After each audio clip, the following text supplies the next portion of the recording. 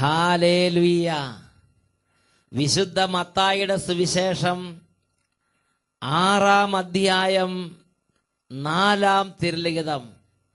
രഹസ്യങ്ങൾ അറിയുന്ന പിതാവ് നിങ്ങൾക്ക് പ്രതിഫലം നൽകും എന്നരുളി ചെയ്ത യേശുക്രിസ്തുവിന്റെ അത്ഭുത നാമത്തിൽ നിങ്ങൾക്കേവർക്കും കൃപയും സമാധാനവും. Praise the Lord. ഇന്ന് നാം ചിന്തിക്കുന്നത് എൻ്റെ മുമ്പിൽ വ്യാപരിക്കുക എന്നതിനെ കുറിച്ചാണ്. ഉൽപ്പത്തിയുടെ പുസ്തകത്തിൽ 17-ാം അധ്യായം 1-2 തിരുലിഖിതങ്ങൾ. അബ്രാഹത്തിന് 99 വയസ്സായപ്പോൾ കർത്താവ് പ്രത്യക്ഷപ്പെട്ട് അരുളി ചെയ്തു, സർവശക്തനായ ദൈവമാണ് ഞാൻ, എന്റെ മുമ്പിൽ വ്യാപരിക്കുക, കുറ്റമറ്റവനായി വർത്തിക്കുക. ഹല്ലേലൂയ.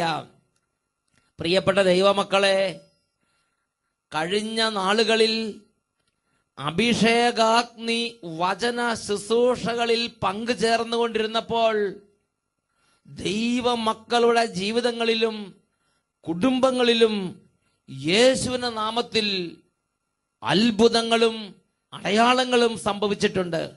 ഒരനുഭവം നിങ്ങളുടെ ശ്രദ്ധയിലേക്ക് കൊണ്ടുവരികയാണ്. എൻ്റെ പേര് റിജു മേരി ജോസ്. കാഞ്ഞിരപ്പള്ളിയിലാണ് താമസം. ഷാലോം ചാനലിൽ അഭിഷേകാഗ്നി പ്രോഗ്രാമിന്റെ സമയത്ത് എൻ്റെ കുടുംബത്തിലേക്ക് കർത്താവ് നൽകിയൊരു വലിയ സൗഖ്യം ഞാൻ സാക്ഷ്യപ്പെടുത്തുകയാണ്. എൻ്റെ തൊണ്ടയിൽ ഒരു ദശ വളരുന്നുണ്ടായിരുന്നു. ഡോക്ടേഴ്സ് പറഞ്ഞു അത് ഓപ്പറേഷൻ വഴി എടുത്തു കളയണം. ഓപ്പറേഷൻ വേണമെന്ന് പറഞ്ഞ അന്ന് രാത്രിയിൽ ജൂൺ മാസം 5-ാം തീയതി ഞായറാഴ്ച ഞങ്ങൾ വീട്ടുകാർ എല്ലാവരും ഒരുമിച്ചിരുന്ന് അഭിഷേകാഗ്നി വചന ശുശ്രൂഷ ശ്രവിച്ചുകൊണ്ടിരിക്കുകയായിരുന്നു.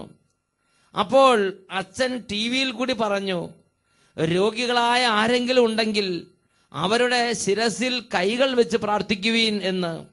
ഈ സമയം എൻ്റെ ആന്റി എൻ്റെ തലയിൽ കൈവച്ച് ആ തൊണ്ടയിലെ മുഴ സൗഖ്യപ്പെടട്ടെ എന്ന് പ്രാർത്ഥിച്ചു.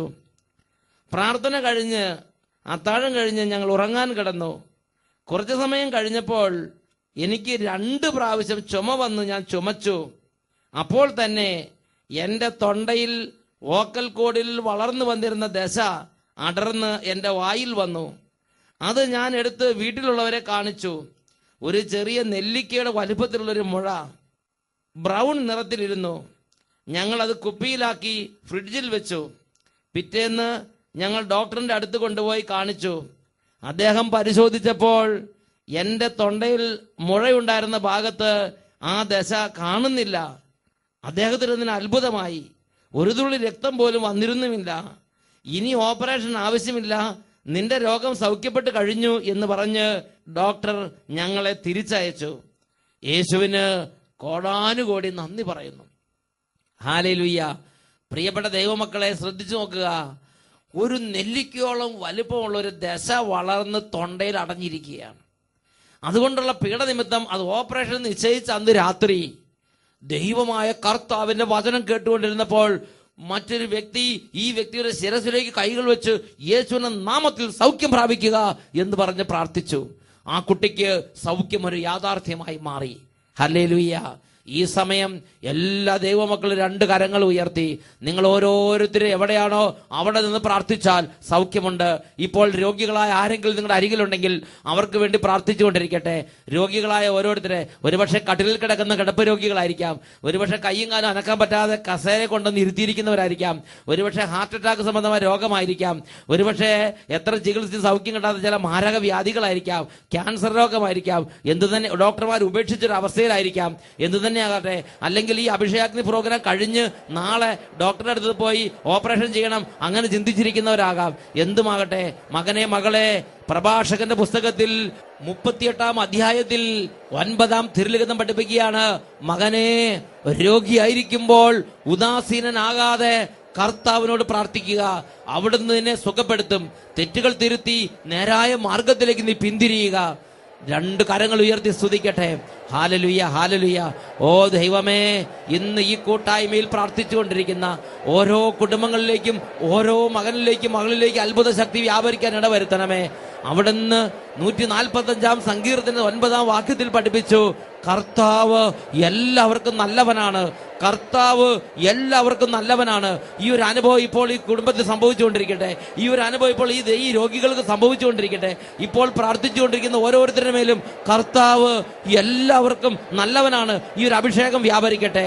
ജെറമ്യാ പ്രവചനത്തിൽ 31 അധ്യായം 12 തിരുലിഖിതം, ആഹ്ലാദ ആരവത്തോടെ അവർ സിയോൻ മലയിലേക്ക് വരും. കർത്താവിന്റെ വിശേഷദാനങ്ങളായ ധാന്യം, വീഞ്ഞ്, എണ്ണ, ആടുമാടുകൾ, ദാസിദാസന്മാർ എന്നിവയാൽ അവർ സംതൃപ്തരാകും. ഈ വചനപ്രകാരം ഇപ്പോൾ ഓരോ കുറവുകളിലും കണ്ണുനീരിൽ നിന്ന് പ്രാർത്ഥിക്കുന്ന ഓരോ വ്യക്തികളിലേക്കും കുടുംബങ്ങളിലേക്കും ദൈവത്തിന്റെ അത്ഭുത ശക്തി വ്യാപരിച്ചുകൊണ്ടിരിക്കട്ടെ. തടസ്സങ്ങൾ മാറട്ടെ, രോഗപീഠകൾ കെട്ടുകൾ അഴിയട്ടെ, അത്ഭുതങ്ങൾ സംഭവിക്കട്ടെ. കർത്താവായ യേശുവിന്റെ നാമത്തിൽ ശാസിക്കുന്നു, രോഗങ്ങളെ, രോഗപീഠകളെ യേശുവിന്റെ നാമത്തിൽ വിട്ടുമാറി പോവുക. ഹാലലുയ, ഹാലലുയ. യേശുവേ ആരാധന, ആരാധന. പകർച്ചവ്യാധികൾ, മഹാവ്യാധികൾ, ചികിത്സ രോഗങ്ങൾ യേശുനാമത്തിൽ സൗഖ്യം പ്രാപിക്കട്ടെ. ഹാലലുയ, ഹാലലുയ, ഹാലലുയ. ഓ ദൈവമേ, ഈ വചനങ്ങൾ കേട്ടുകൊണ്ടിരിക്കുന്ന ദൈവമക്കളിൽ വിശ്വാസം മങ്ങിപ്പോയവർ, ആത്മീയ ഉണർവ് നഷ്ടപ്പെട്ടവർ, മന്ദത, മരവിപ്പ് ഇവ ബാധിച്ച് ബന്ധനത്തിൽ കിടക്കുന്നവർ യേശുനാമത്തിൽ വിടുതൽ പ്രാപിക്കട്ടെ. ഹാലലുയ, ഹാലലുയ. ഓ ദൈവമേ, ആത്മീയ കാര്യങ്ങൾ പങ്കെടുത്തുകൊണ്ടിരിക്കുമ്പോൾ ദൈവികമായ ശക്തി കാണാൻ പറ്റാത്ത വിധം സാത്താൻ കെട്ടിയിട്ടിരിക്കുന്ന ഓരോ മകളിൽ നിന്നും അശുദ്ധ ശക്തികളെ, ദുരാത്മാക്കളെ നസ്രായന നാമത്തിൽ കൽപ്പിക്കുന്നു. ഈ ദൈവമക്കളെ വിട്ട് നീ നിത്യപാതാളത്തിലേക്ക് ഇപ്പോൾ നിവധിക്കുക. ഹാലലുയ, ഹാലലുയ. യേശുവേ ആരാധന. ബാലികാ ബാലന്മാർ അനുഗ്രഹം പ്രാപിക്കട്ടെ.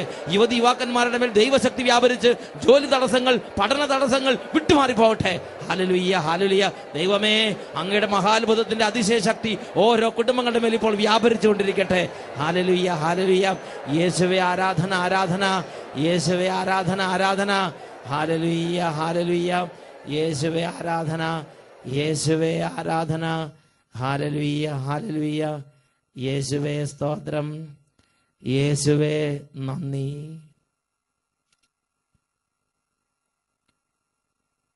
ഹല്ലേലൂയ. ഉൽപ്പത്തിയുടെ പുസ്തകത്തിൽ 17 അധ്യായത്തിൽ 1, 2 തിരുലിഖിതങ്ങൾ, അബ്രാഹത്തിന് 99 വയസ്സായപ്പോൾ കർത്താവ് പ്രത്യക്ഷപ്പെട്ട് പറഞ്ഞു, ഞാൻ സർവശക്തനായ ദൈവമാണ്, എന്റെ മുമ്പിൽ വ്യാപരിക്കുക, കുറ്റമറ്റവനായി വർത്തിക്കുക. Walk before me and be perfect. നീ എന്റെ മുമ്പിൽ വ്യാപരിക്കുക, കുറ്റമറ്റവനായി വർത്തിക്കുക. 2 സംഗതികൾ ദൈവമായ കർത്താവ് അബ്രഹാമിനോട് ആവശ്യപ്പെട്ടിരിക്കുകയാണ്. ഒന്ന്, നീ എന്റെ മുമ്പിൽ വ്യാപരിക്കുക, നീ എന്റെ മുമ്പിൽ ജീവിക്കുക, നീ എന്റെ മുമ്പിൽ നടക്കുക. ഒന്ന്, എന്റെ മുമ്പിൽ വ്യാപരിക്കുക. 2, കുറ്റമറ്റവനായിരിക്കുക, കുറ്റമറ്റവനായി വർത്തിക്കുക. ഇതിൽ ഒന്നാമത്തെ കാര്യത്തെക്കുറിച്ച് നമ്മൾ ഒന്ന് ആഴത്തിൽ ചിന്തിക്കാൻ പോവുകയാണ്. എന്റെ മുമ്പിൽ വ്യാപരിക്കുക. അബ്രഹാം ഇപ്പോൾ സാറായുടെ മുമ്പിൽ വ്യാപരിച്ച് കയ്യടി വാങ്ങാൻ ശ്രമിക്കുന്നുണ്ട്. ലോത്തിന്റെ മുമ്പിൽ വ്യാപരിക്കുന്നുണ്ട്. അങ്ങനെ പലരുടെയും മുമ്പിൽ അബ്രഹാം വ്യാപരിച്ചുകൊണ്ടിരിക്കുകയാണ്. അവരുടെ മുമ്പിൽ സുസമ്മതനാകാൻ, അവരുടെ അപ്രീതി വരാതിരിക്കാൻ, അവരുടെ ഒരു വിമർശനം ഏറ്റുവാങ്ങാതിരിക്കാൻ, അവരുടെ മുമ്പിൽ സ്വീകാര്യനാകാൻ, അവരുടെ മുമ്പിൽ അബ്രഹാം വ്യാപരിച്ചുകൊണ്ടിരിക്കുകയാണ്.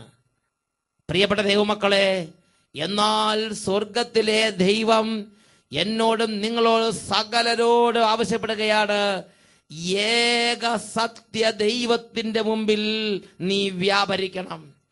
ഏക സത്യ ദൈവമായി ഇന്നും ജീവിക്കുന്ന കർത്താവിന്റെ മുമ്പിൽ നീ ജീവിക്കുക, കർത്താവിന്റെ മുമ്പിൽ നീ വ്യാപരിക്കുക. നിന്റെ ജീവിതം കർത്താവിന്റെ കണ്ണുകളുടെ മുമ്പിലാണെന്ന് നീ അറിയുക. 139 സങ്കീർത്തനത്തിൽ ഈ കാര്യം കുറച്ചും കൂടെ സ്പഷ്ടമായി പഠിപ്പിക്കുന്നുണ്ട്. 139 സങ്കീർത്തനത്തിൽ 2, 3 തിരുലിഖിതങ്ങൾ, ഞാൻ ഇരിക്കുന്നതും എഴുന്നേൽക്കുന്നതും നടക്കുന്നതും അവിടുന്ന് അറിയുന്നു, എന്റെ വിചാരങ്ങൾ അവിടുന്ന് അകലെ വെച്ച് തന്നെ മനസ്സിലാക്കുന്നു, എന്റെ നടപ്പും എന്റെ കിടപ്പും അങ്ങ് പരിശോധിച്ചറിയുന്നു.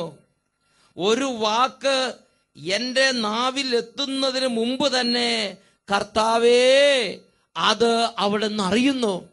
അവിടുന്ന് എന്റെ മുമ്പിലും എന്റെ പിൻപിലും എനിക്ക് കാവൽ നിൽക്കുന്നു.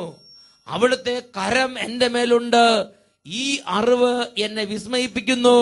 അപ്രാപ്യമാംവിധം ഉന്നതമാണല്ലോ ഈ അറിവ്. ഹല്ലേലൂയ. എന്റെ ദൈവത്തിന്റെ കണ്ണ് എന്റെ മേലുണ്ട്. എന്റെ മുമ്പിൽ എന്റെ ദൈവം എനിക്ക് കാവൽ നിൽക്കുന്നു. എന്റെ പുറകിൽ എന്റെ ദൈവം എനിക്ക് കാവൽ നിൽക്കുന്നു.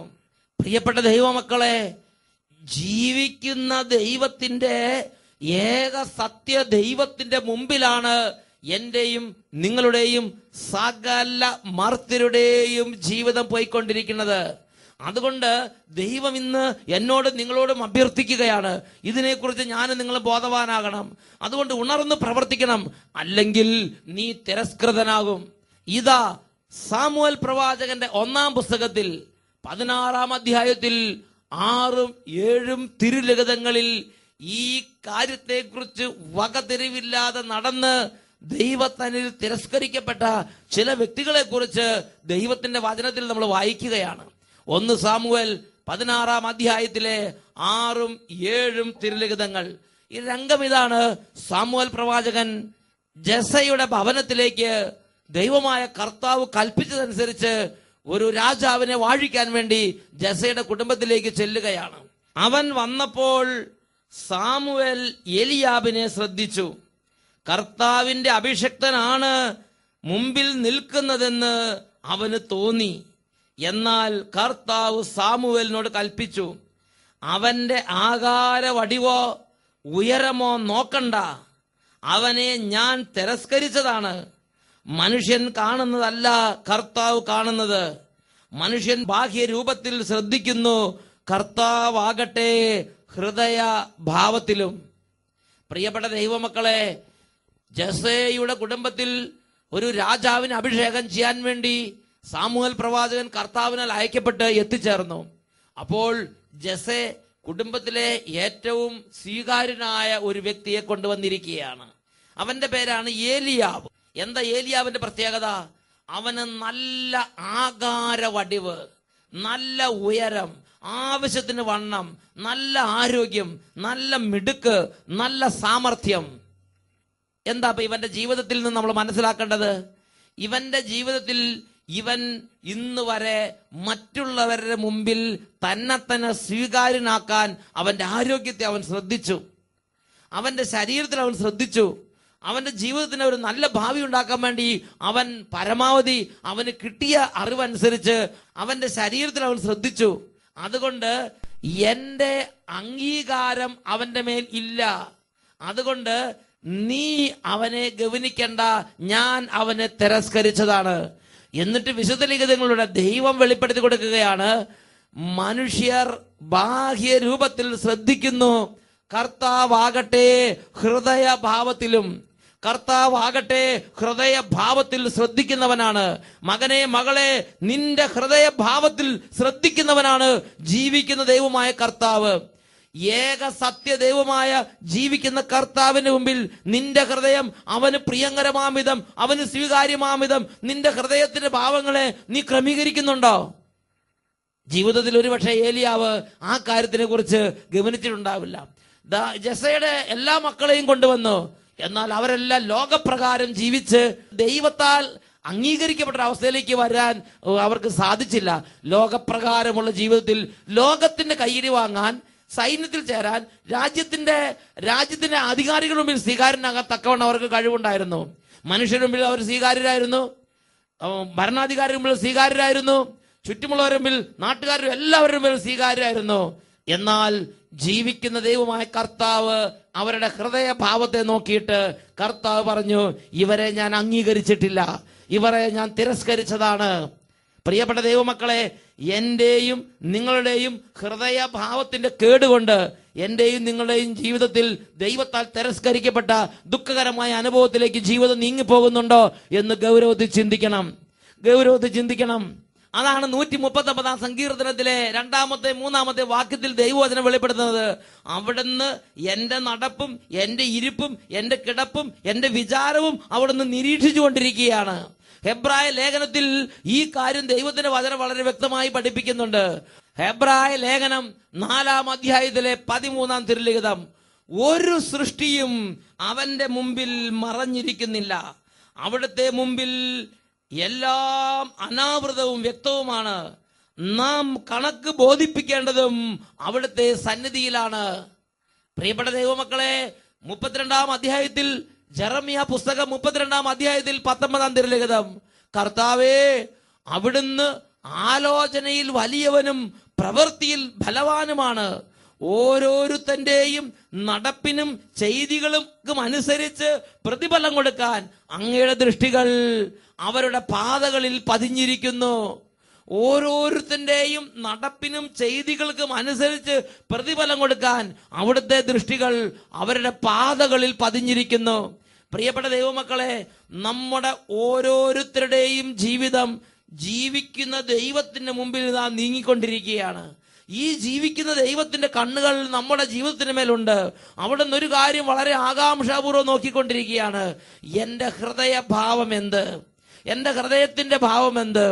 ഈ ദൈവത്തിന് പ്രിയങ്കരനാകാൻ വേണ്ടി ആഗ്രഹിക്കുന്ന ഒരു ഹൃദയഭാവമാണോ എന്റെ ഉള്ളിലുള്ളത് എന്ന് ഈ ജീവിക്കുന്ന ദൈവമായ കർത്താവ് എന്റെ ഹൃദയത്തെ നിരീക്ഷിച്ചുകൊണ്ടിരിക്കുകയാണ്.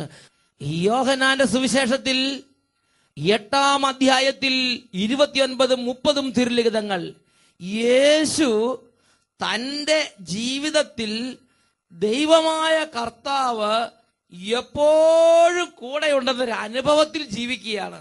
എന്നിട്ട് ഈ ഒരു കാര്യത്തെക്കുറിച്ച് യേശു ഒരു കമന്റ് പറയുന്ന ഭാഗമാണ് യോഹന്നാന്റെ സുവിശേഷം 8-ാം അധ്യായം 29-30 തിരുലിഖിതങ്ങൾ.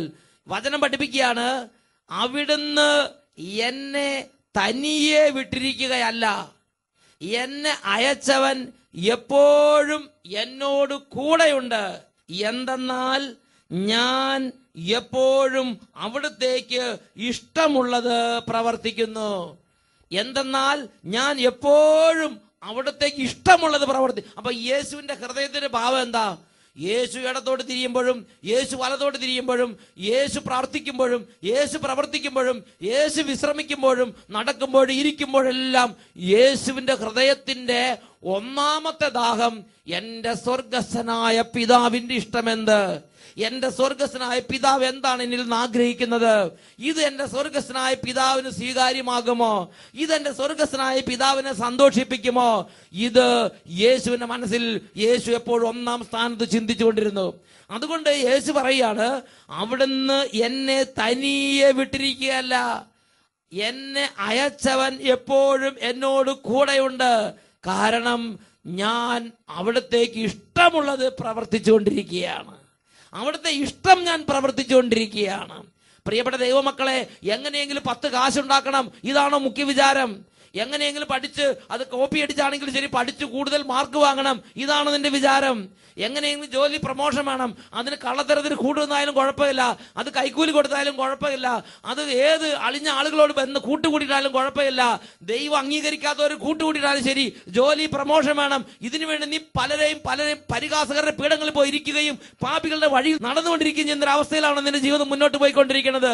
നീ നിന്നെ തന്നെ ദൈവത്തിന് അപ്രിയനാക്കി മാറ്റുന്ന രീതിയിലാണ്, അപ്രിയനാക്കി മാറ്റുന്ന വഴികളിലൂടെയാണ് പോകുന്നത് എന്ന് ഗൗരവത്തിൽ ചിന്തിക്കണം. പ്രിയപ്പെട്ട ദൈവമക്കളെ, ഇന്നല്ലെങ്കിൽ നാളെ ഇവന്റെ ബാഹ്യമായ വളർച്ചയിൽ നീ ഗൗനിക്കേണ്ട, ഇവനെ ഞാൻ തിരസ്കരിച്ചതാണ് എന്ന് നിന്റെ ദൈവമായ കർത്താവിൽ നിന്ന് ഒരു മൊഴി കേൾക്കാതിരിക്കാൻ നീ ഇന്ന് ഗൗരവത്തിൽ നിന്റെ ഹൃദയഭാവത്തെ ഗൗനിക്കേണ്ടതാണ്, ചിന്തിക്കേണ്ടതാണ്. ഗൗരവത്തിൽ നിന്റെ ഹൃദയഭാവത്തെ നീ പരിശോധിക്കേണ്ടതാണ്. ഹല്ലേലൂയ. പ്രിയപ്പെട്ട സഹോദരങ്ങളെ, 90-ാം സങ്കീർത്തനത്തിലെ 8-ാമത്തെ തിരുലിഖിതം വചനം പഠിപ്പിക്കുന്നു, കർത്താവിന്റെ കണ്ണുകൾ 10,000 സൂര്യനേക്കാൾ ശോഭയുള്ളതാണ്. ആ കണ്ണുകളുടെ മുമ്പിൽ എന്റെ അകൃത്യങ്ങൾ വെളിപ്പെടുന്നല്ലോ. ഹൃദയത്തിന്റെ ഒരു കുഞ്ഞു പാപാവസ്ഥയുണ്ടെങ്കിലും, ഹൃദയത്തിന് ഒരു കുഞ്ഞു പാപത്തിന്റെ ആഗ്രഹം ഉണ്ടെങ്കിൽ പോലും 10,000 സൂര്യനേക്കാൾ ശോഭയുള്ള കർത്താവിന്റെ കണ്ണുകൾ മുമ്പിൽ ഒരു കുഞ്ഞു കരട് പോലും തെളിഞ്ഞ് ഹൈലൈറ്റ് ചെയ്ത് വരുമെന്ന് തിരുലിഖിതം പഠിപ്പിക്കുകയാണ്. ഈ നിമിഷങ്ങളിൽ 2 കരങ്ങളും തുറന്നു പിടിച്ച് കർത്താവിനോട് പ്രാർത്ഥിക്കാം. ഓ ദൈവമേ, എന്റെ പൊങ്ങച്ച ഭാവം, എന്റെ ഡമ്പ്, എന്റെ മേന്മ ഭാവിക്കുന്ന ഭാവം, മേനി പറയുന്ന ഭാവം, ഓ എനിക്ക് കുഴപ്പമൊന്നുമില്ല, എനിക്ക് തെറ്റൊന്നുമില്ല, ഞാൻ ഇങ്ങനെയൊക്കെ ജീവിക്കും. ഇങ്ങനെ സ്വർഗത്തിലെ പിതാവിന്റെ മനസ്സിനെ കുറിച്ച് ഗവനിക്കാതെ തന്നിഷ്ടപ്രകാരം ജീവിക്കുന്ന ഈ ജീവിതത്തിന്റെ മേൽ അങ്ങയുടെ ആത്മാവിനെ അയച്ച് എന്നെ രൂപാന്തരപ്പെടുത്തണമേ. കരങ്ങൾ ഉയർത്തി എല്ലാവരും സ്തുതിക്കട്ടെ. Hallelujah, hallelujah. കർത്താവേ, ജീവിക്കുന്ന ദൈവത്തിന്റെ മുമ്പിൽ സ്വീകാരനാകാൻ തക്കവണ്ണം എളിമയുടെയും ദൈവവിചാരത്തിന്റെ ഒരു ജീവിതം ഇപ്പോൾ ഈ ദാസന്മാർക്ക് പ്രദാനം ചെയ്യണമേ. സഭാപ്രസംഗത്തിന്റെ പുസ്തകത്തിൽ 12-ാം അധ്യായത്തിൽ 13-ാം തിരുലിഖിതം, മകനെ ദൈവഭയമുള്ളവനായിരിക്കുക, അവിടുത്തെ കൽപ്പന അനുസരിക്കുകയാണ്, ഇതാണ് നിന്റെ ജീവിത കർത്തവ്യം. ദൈവഭയത്തോടെ ജീവിക്കാൻ, രഹസ്യങ്ങൾ അറിയുന്ന പിതാവിന് മുമ്പിൽ സ്വീകാര്യമായ ജീവിതം ഉടമയാകാൻ പരിശുദ്ധാത്മാവേ ഓരോ മകനെയും മകളെ അഭിഷേകം ചെയ്യണമേ. Hallelujah, hallelujah, hallelujah. യേശുവേ ആരാധന, ആരാധന, ആരാധന. യേശുവേ ആരാധന, ആരാധന, ആരാധന.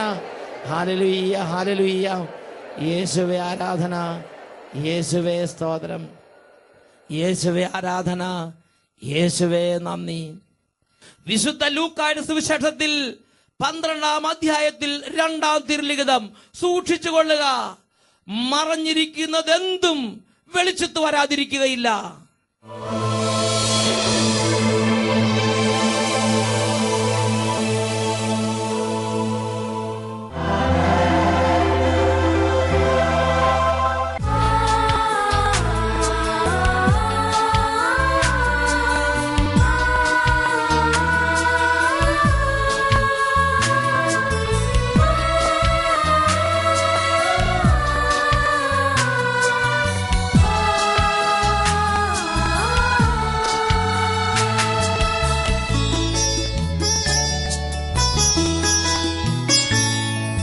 സ്വർഗീയവാതിൽ തുറക്കുമീ നിമിഷം, തിരുവോസ്തിരൂപൻ അണയും നിമിഷം. സ്വർഗീയവാതിൽ തുറക്കുമീ നിമിഷം, തിരുവോസ്തിരൂപൻ അണയും നിമിഷം. നവജീവനേകാൻ ആഹാരമായി തിരുനാഥനണയുന്നീ ബലിവേദിയിൽ. നവജീവനേകാൻ ആഹാരമായി തിരുനാഥനണയുന്നീ ബലിവേദിയിൽ. പരിശുദ്ധ പരമകാരുണ്യമേ, നിന്നെ വാഴ്ത്തുന്നു ഞങ്ങൾ. ഓദിന്റെ സ്നേഹമേ, നിന്നെ സ്തുതിക്കുന്നു ഞങ്ങൾ. ജ്ഞാനത്തിന്റെ പുസ്തകത്തിൽ 1-ാം അധ്യായം പഠിപ്പിക്കുന്നു, കർത്താവിന്റെ ആത്മാവിനാൽ ലോകം നിറഞ്ഞിരിക്കുന്നു. ഹബക്കൂക്ക് പ്രവാചകന്റെ പുസ്തകത്തിൽ 2-ാം അധ്യായത്തിൽ പഠിപ്പിക്കുകയാണ്, ഹൃദയ പരമാർത്ഥത ഇല്ലാത്തവൻ പരാജയപ്പെടും. പ്രിയപ്പെട്ട ദൈവമക്കളെ, ദൈവമായ കർത്താവ് എൻ്റെ ഹൃദയത്തിന്റെ പരമാർത്ഥതയെ നിരീക്ഷിച്ചു കൊണ്ടേയിരിക്കുകയാണ്. 2 കരങ്ങൾ ഉയർത്തി, ഓ ദൈവമേ, അങ്ങയുടെ തിരുമുമ്പിൽ വിശ്വസ്തത വ്യാപരിക്കാനുള്ള അഭിഷേകം ഇറക്കണമേ പ്രാർത്ഥിക്കുന്നു. ഹല്ലേലൂയ. ആരാധന, ആരാധന, ആരാധന. ദൈവമേ, എല്ലാ കപട ഹൃദയങ്ങളെ സ്പർശിക്കണമേ കർത്താവേ. ഓ പൊയ്മുഖങ്ങളെല്ലാം അവിടുന്ന് സ്പർശിക്കണമേ. ഒരു ജനുവനായ ജീവിതത്തിന് ഉടമയാക്കണമേ കർത്താവേ. എല്ലാ കള്ളത്തരങ്ങളെയും തിരിച്ചറിയാനുള്ള കൃപ നൽകണമേ. ഓ ദൈവമേ, അന്ധകാരം മൂടിയിരിക്കുന്ന ജീവിതങ്ങളുടെ മേൽ ഇപ്പോൾ ദൈവിക ശക്തി വ്യാപരിക്കട്ടെ. മരണത്തിന്റെ നിഴലിൽ ജനം ഒരു പുതുവെളിച്ചം കാണട്ടെ. Hallelujah, hallelujah. യേശുവേ ആരാധന, ആരാധന. യേശുവേ ആരാധന, ആരാധന. പരിശുദ്ധ പരമകാരുണ്യമേ, നിന്നെ വാഴ്ത്തുന്നു ഞങ്ങൾ. ഓദിന്റെ സ്നേഹമേ, നിന്നെ സ്തുതിക്കുന്നു ഞങ്ങൾ.